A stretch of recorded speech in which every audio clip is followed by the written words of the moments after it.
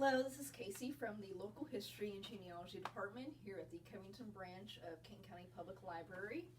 And today we're really excited for this edition of our Adventures in the Archive video series. We're just featuring our new display for Veterans Day. All the items you're going to see today are from the Woodrow W. Booth collection. That was donated to us by patron Mary Hemmer, who was a good friend of his. Woodrow, or Woody as he was known to friends and family, was from the Villa Hills area. He was born on January 15, 1922 in Fixer, Kentucky, but died earlier this year in January 26. He was a member of the 81st Infantry Division from 1942 until 1946, and he was a squad leader in the South Pacific during World War II.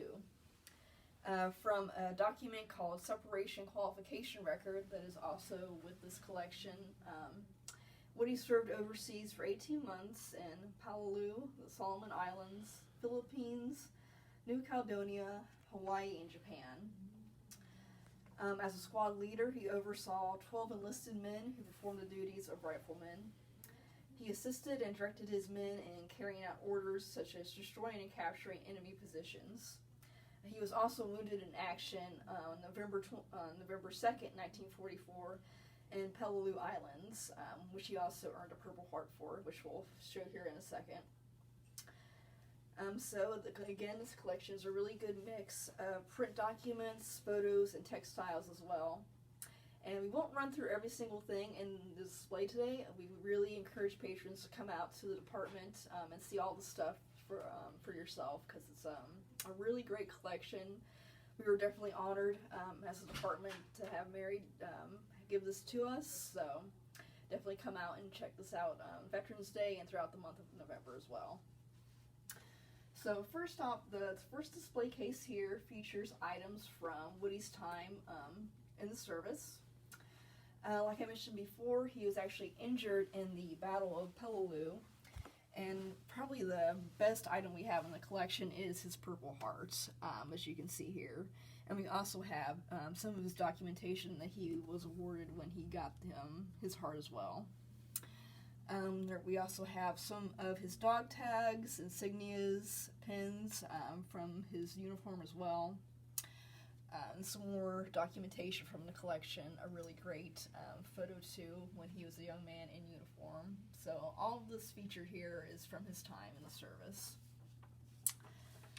If you want to move on to the second display case, this is actually from Battle of Palau material. So again, everything here that you see is from his time in the 81st Division. We have a couple of books featuring some really cool illustrations during that time period.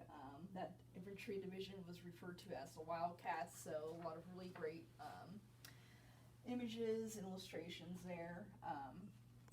Another really great item to check out is actually a piece of shrapnel that he saved when he was injured during that battle. It's also featured here. And again, just sort of to mix it up with different things, we have documents, photographs, and then of course his Army uniform as well that we have here in the department.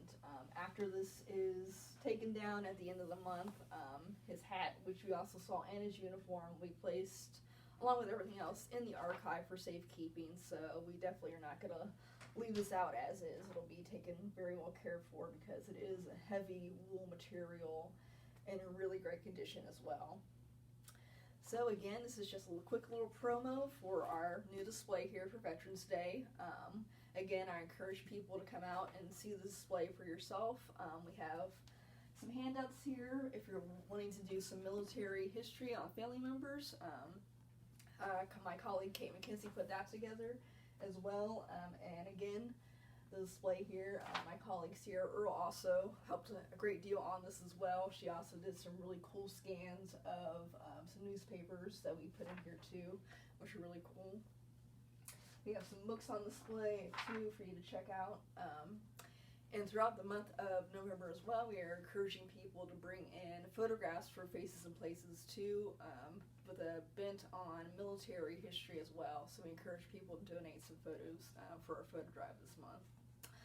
So again, I'm Casey from the local History and Genealogy Department, and hopefully you come out and check the display, and I will see you next time for our Adventures in the Archive video series.